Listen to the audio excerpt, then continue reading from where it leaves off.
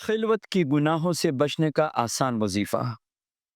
یاد رکھیے، جب بندہ اکیلے میں ہو اس وقت نفس و شیطان یہ زور لگاتا ہے کہ اسے گناہ کروائے، اور یہ خلوت میں اکیلے پن میں گناہ کا موقع زیادہ ملتا ہے۔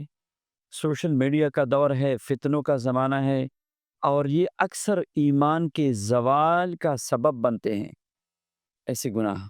تو اس سے بچنے کا طریقہ یہ ہے کہ جب آپ خلوت میں ہو تو کم از کم 100 مرتبہ لا الہ الا اللہ، لا الہ الا اللہ، لا الہ الا اللہ، لا الہ الا اللہ چند مرتبہ پڑھنے کے بعد لا الہ الا اللہ محمد رسول اللہ، یہ 100 مرتبہ ضرور پڑھا کرے خلوت میں۔